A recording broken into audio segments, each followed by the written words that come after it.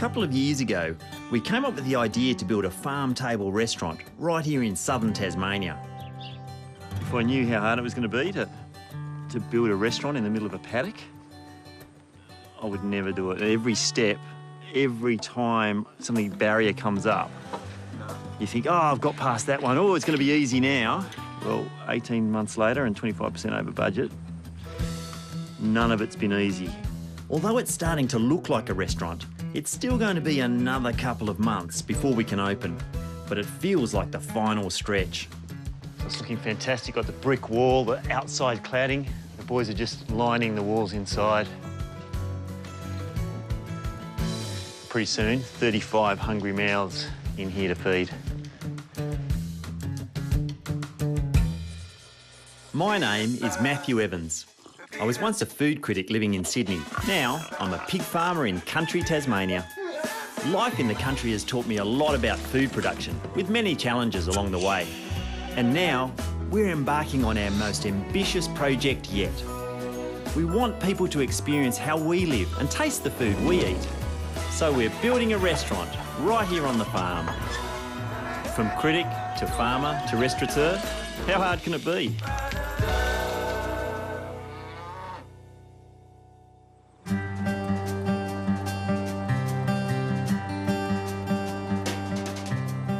It's not just the restaurant that needs to be finished. If we're going to feed 35 extra people a week, we need to put some serious work into our garden.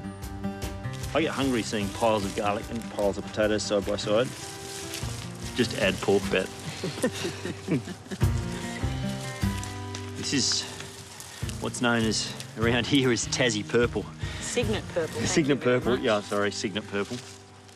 There's lots of different strains of it, I guess, but it's delicious and it grows well in this climate. Look at that. I know. As if you'd use the Chinese stuff when you can get that. As part of our garden expansion, we've hired a gardener, Jono, who has convinced me that a bigger, better polytunnel is desperately needed. The idea still makes me nervous, as the previous one was barely established before it blew down one night in a storm. This is the last rib of the new polytunnel. The old one was made of plastic. This one's made of metal. Ooh, watch your step. You want to go that way? Step back. Just stand it up on the ground, and then if we lift at the same time, we can drop it into the sleeve. All right.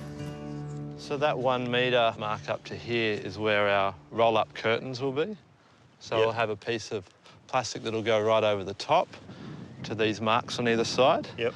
And then we'll have wind-up sides that'll allow us to get some airflow. On both sides? On both sides. This sounds a lot more fancy than the previous one. Thank God for Jono. The wind's up, so certainly won't put the plastic on until the wind's really low. And then can this survive 120 km/h wind? The steel will. The steel will. Well, that's better than the... Can't guarantee what will happen to the plastic. That's better than the last one. To feed a restaurant every week will take more than just a polytunnel. I also need to make sure we make the most of any excess produce by having a stocked larder. And at the moment, I have a stack of blackcurrants that need to be used. Blackcurrants have heaps of pectin. Pectin's the thing in jam that helps it to set. And these are almost like a beginner's jam. So warm the sugar. The reason you warm the sugar is you want it to dissolve really quickly, because the longer you cook your jam, the less colour, less aroma it's got. So especially strawberry. Strawberry can go a bit brown and lose some of its fragrance if it's cooked for too long. I've actually popped a couple of plates in the freezer because when it's hot, you don't get a true indication of the texture it's going to be once it gets into the jar. So what you do is just dribble a little bit of the jam onto the very cold plate, then you run your fingernail through it, and if you get a line that stays in the jam, that means it's not too runny and it's pretty close to being set. And this one's very close. Now, I want to get it in the jars while it's still pretty hot. You can actually feel it thickening up as it cools down. There we go. And I've got a little bit to have for breakfast tomorrow. Having this wood cooker in the house is truly a joy. For the restaurant, I've ordered an even larger one, which will help provide for all my guests. But to feed about 3 dozen people every service, I'm starting to think I may need one even bigger. And Greg will be happy to see us. Do you reckon, do you? I think he was happy to see the back of us last time. My good mate Nick and I are heading north into the Highlands to a town called Bothwell and the historic Ratho Farm, a 19th century homestead where anyone can come and stay. It was here, a few months back, that Nick and I nearly burnt the place down. So we've returned in order to make amends. Okay, fellas, welcome back. Oh, welcome. We are welcome back. How's the oven looking? Have you done anything? We've left it all for you guys. All right, so check that out. Around the side? Yep. Thanks to Greg and his camera phone, evidence exists of us lighting the farm's original oven, at his encouragement, I might add. So we've got a bit of smoke bouncing back here, guys. If we'd known that it hadn't been lit in over 100 years, there's no way we would have done it. But we did it, and this is the result. Oh, that smell. You remember that smell? Sure do. This was corrugated iron on this side, and it must have been birds flying in here. You can actually see a bit of the poo down the wall there, and they'd fly in for the last 100 years or so and nest, and this is matted birds' nests. What we didn't know is we just saw the outside, thought it looked pretty good. Gradually it smouldered from the inside, and as soon as it got enough oxygen, when it got to the top, flames started coming out. Thank God Greg saw it, otherwise the whole house would have gone up. So we clean that off. Yeah. Whoa. So while this may have been a bit of a disaster, I did love cooking in the oven. The wood-fired oven was amazing. It's made me think what I really need at the commercial kitchen is a wood-fired oven. Something bigger than this, maybe even, that you could bake in. To say sorry, we've offered to cook dinner for guests and friends of the farm.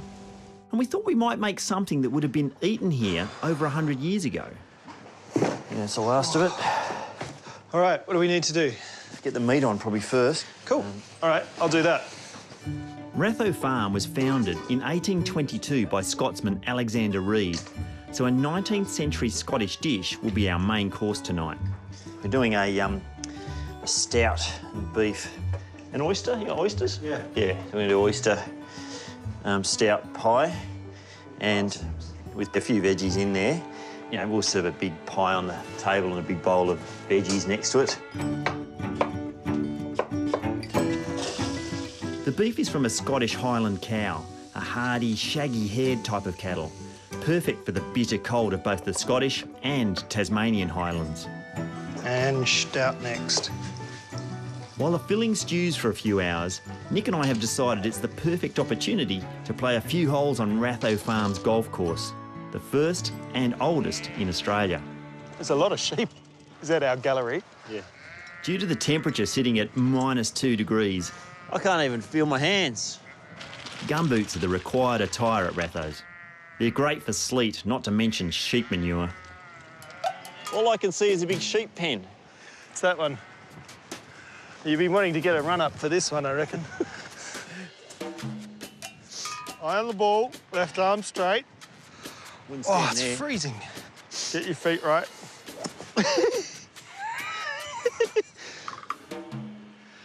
All right, Yeah, let's yeah. go.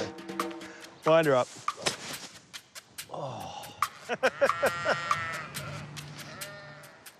Oh, I hit the fence. Oh, laugh at me, and you're about 10 metres further on. All right, got to clear that between the two star pickets. Oh, come on. It's going to be a long hole, isn't it? Yeah.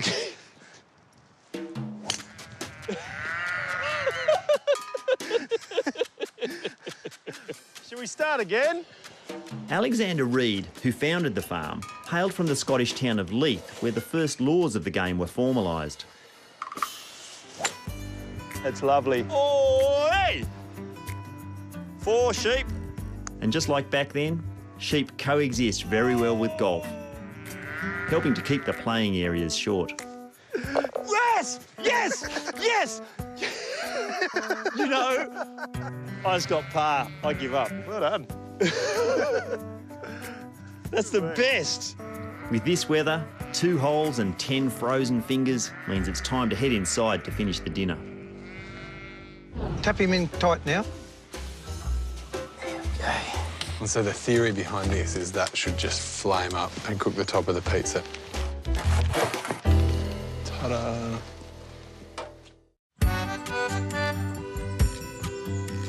Nick and I have travelled up to Ratho Farm in Bothwell to make amends for burning down a centuries-old oven by cooking dinner for guests and friends of the farm. We've prepped the filling for a beef stout and oyster pie, and I'm getting started on pudding. I was going to do strawberry rhubarb crumble. You happy with that? Is that your rhubarb? Here's my rhubarb. It's really green, but really good flavour. How much time we got? We don't have a lot of time, do we? No. It's only an hour left. Wow. And check out these. This is my mate Phil grows those, the guy that works at our place. I can smell them. They're beautiful. Lots of people would reject that rhubarb because it's green, not red. Compared to pretty much all the red stuff I've ever tried, this has got better flavour. But it's a different variety, yeah? Yeah, it's just a different variety. Was it the suet? Suet. So suet pastry Yep. on top of the beef pudding. Suet is the raw, unprocessed fat from around the kidneys of beef cattle. And not forget the oysters. Nick finishes off his pies with the oysters and tops them with the suet pastry before baking in the gas oven, the one we didn't burn down. Thank you for having us. Thank you for giving us the chance to apologise and to make amends. Sorry. And hope you enjoyed dinner. Yeah, hope you enjoyed your night. Thank you. Cheers. There you go, folks. I'm going to put this in the middle and you can pass it around.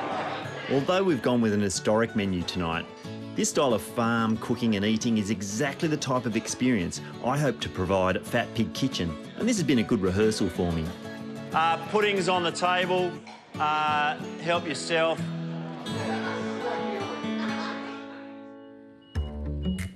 But the big take-home for me from this experience is the desire for a large wood-fired oven of my own.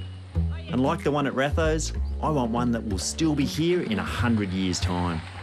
So today's the day, well, one of the many days we're actually building the wood-fired oven. One to go.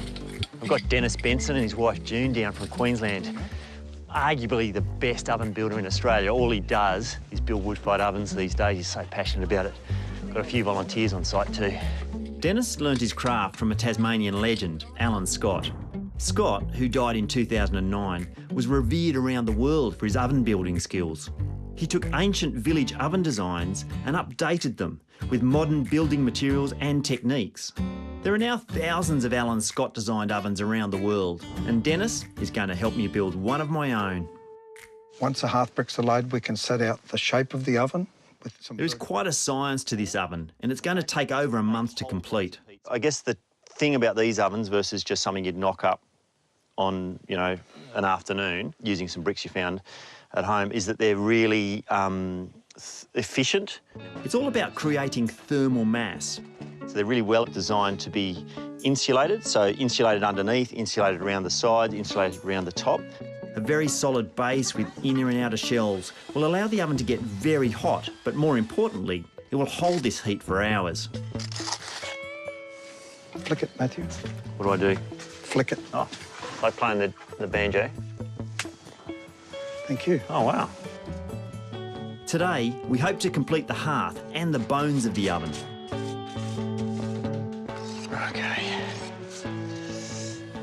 Tap him in tight now. You getting better? Yeah, I think so. You're doing good with your joints, Matthew. They're very good. Okay. It's like chopping an onion, isn't it? It's as easy as that. That's what it looks like. Yeah. How hard can it be? Hey, How hard can... that's what you got to say. How hard can it be? Yeah. Before we all had one at home, ovens were communal. A village would have farmers to grow the wheat, millers to grind it, and a baker to bake it. Constructing this oven with friends and neighbours all under the watchful eye of master builder Dennis is a tradition that stretches back centuries. There we go. 1 month later, and I have an oven. This is the oven. It's pretty much finished, just needs the roof to go on. Before I put the roof on, I've got to dry it out, so we've been lighting fires in it. The thing is, when you build the oven, you use concrete and you add water. You actually put water in the oven, and that's the enemy of the oven. So now little fires to dry it out. getting bigger and bigger as we go. One man who knows a lot about wood-fired ovens is my neighbour and bread baker, Cam. Smoke. I see smoke out of the chimney. Yeah. Look at it, it's a piece of work. Cam owns the local Signet bakery, supplying a variety of beautiful wood-fired breads to the community. In terms of baking, is that the sort of fire I need? It's a good start, but I reckon you'd need a lot more hours worth of burn in there. You'd really want to soak that whole oven full of heat. And with this sort of wood, I'd probably make a sort of Jenga stack, and it lets your wood breathe. You get air underneath the bottom and it burns up. And I stack my oven full, one whole oven load of Jenga stacks. This oven will eventually cook all the bread for the restaurant, maybe some veggies, and we've built it big enough to take whole animals. Here you go, mate. But for now, it's best to start simply with some pizza. What do you do? Don't look at me for being an expert. You stretch it out evenly without putting holes in it, I think is the idea. Oh, is it? And not supposed to drop it? No. We're going to make a simple marinara pizza, which, contrary to popular belief, does not contain seafood. Rather, it's named after the Italian mariners who kept a simple meat and cheese-free sauce that wouldn't spoil on sea journeys. Show me the trick, Cam. Just put that in there. Yeah, you show me how you do it. It's a little bit of a interesting. Ta-da! And so the theory behind this is that should just flame up and cook the top of the pizza, where the heat on the bottom of the bricks will cook the bottom of your pizza. Right. How many minutes? Hot oven, good pizza, 2 minutes. 2 Minute minutes? and a half, 2 minutes. Should Right. just load it in, Yeah. bam, cook it straight up. Wow. I find that's one of the best. 2 to 3 minutes is what I reckon is. Yeah. Well, she's puffing ready. Yeah. Wow, that crust is coming up beautifully. It's not darkening though, so it's probably not hot enough. I reckon we need a bit more fire in there. A bit more fire. Next one. I might know it. Excellent. It may be the first time I've cooked in this oven, but already it feels part of the landscape here.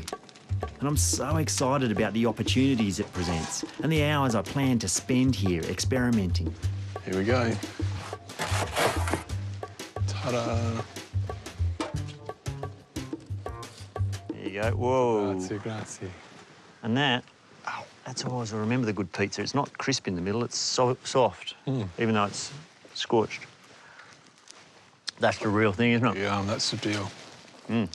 Thank you, mate. So happy with christening that one? Yeah. Yeah. Wow, that garlic really comes through. Imagine if it spread evenly over the top. Tell me about this. This is the one I've heard of. I think you put a Cow manure. cow manure in a horn or something? In a horn, yes. It's got life force, so it adds life and it really helps the soil.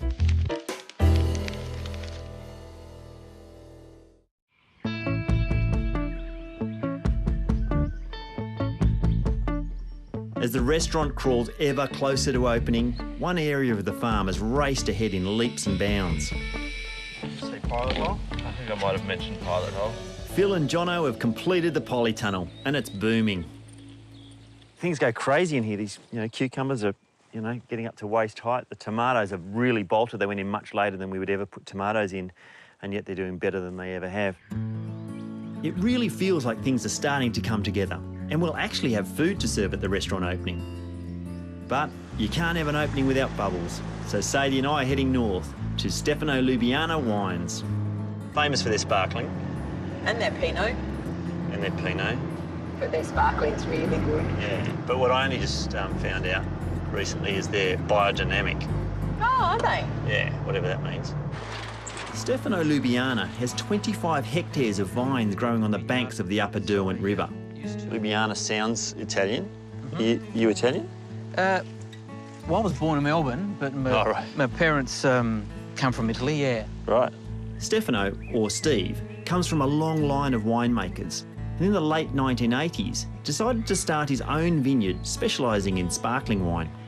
And you're like organic or something now, or? Yeah, so we've been farming biodynamically now for nearly 6 years. Biodynamic agriculture began in the 1920s, driven by the ideas of Austrian Rudolf Steiner, whose education system you may have heard of. It has a heavy emphasis on soil health, but some of its more controversial practices are now being accepted by the mainstream. We bought our first BD stirrer back in 1987 or something, before we even had the vineyard. So we were already sold on the idea of biodynamics before we even came here. Before you started doing it? Yeah. What's a BD stirrer? It's a machine that's used to stir the horn preparation and other preparations. So the horn preparation, tell me about this. Is this the one I've heard of? I think you put a cow manure. Cow manure in a horn or something? In a horn, yes, and it's buried over the winter and then dug up, and then that is used as a... it's got life force, so it adds life and it really helps the soil. So we're all about working on the soil. We're not really feeding... We're not interested in feeding the vines. We just want to feed the soil, which then will feed the vines. It all seems a little bit sort of hocus pocus, burying the horns, but now we know that what's going on is microbes. Is that the case? And by bacteria and mycorrhiza in particular. Yeah. You know, mycorrhiza are long chain fungi. Yeah. Yep. So this vine can draw minerals from 3 metres away, even though the roots aren't there. The mycorrhiza are like an extension of that of those root hairs. Really? Yeah. Although the science is still catching up with the theory, it's thought that the microbes in the horn mix and ferment with the manure, resulting in a rich compost-like material called humus that spreads through the soil. Well, I want to leave this place in a better condition than we found it, and for the generations to come. So I think that's respect for our workers, so that they don't have to handle chemicals. And then, as a bonus, I think we get a better quality wine. We get something that's the flavour from the vineyard, from this ground, is then transported into that wine that you drink. We're lucky enough to be here on a day when the sparkling wine is going through a process known as degorging. This is the bubbly? It's the bubbly coming through now. So it's always crown seal and then, neck freezer to freeze the sediment that's all fermented in the bottle. Yeah, that's all crystal clear, and all the sediment's in that bit there. In that bit there? Yeah. So how do you get that out? We get that out by just taking the crown seal off, and the pressure shoots that wad of ice out. Straight off. Oh, and then it stops it immediately. Yeah, stops it so it doesn't gush too much. You don't get that. And then we top it up with some more wine and a little bit of liqueur. It squirts in 8 mils of liqueur every bottle. Liqueur, so it's sugar and cane sugar and wine, old wine we use. All right. Yeah. This is the corker and the wire here. So these are the corks we're putting in. That's your champagne cork before it goes in the bottle. You can see, so it gets compressed. Huge amount. It's really hard. That's to keep the pressure in the bottle. And the wire goes on straight away? Yeah, straight away. Otherwise, you could push it out. Yeah. Right. And then this shakes them because in the bottle, remember we put that liqueur in there? Yeah. See it? Oh, they can see it. Yeah. Have to mix it up. Otherwise, it could crystallise at the bottom of the bottle. Is that what that bit is? That's what that does. It does that 4 times and then out. Lastly, the corked bottles are washed, then labelled. For Sadie and I, it's finally time to try some wine and see if it's a good option for Fat Pig Kitchen. It's the 5th generation of winemakers. Well, that'll work for us. Yep. So $10 a bottle, you reckon? A bit more than that. All this drinking of sparkling makes me think a celebration is not far off.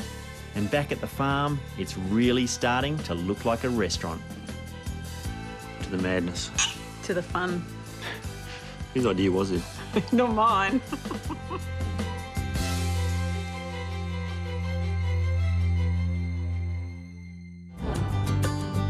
This is exciting. It's like the first lighting of your stove. The cooker's going, the heater's going. There's hot water in the taps. The toilets are flushing. It's going to happen.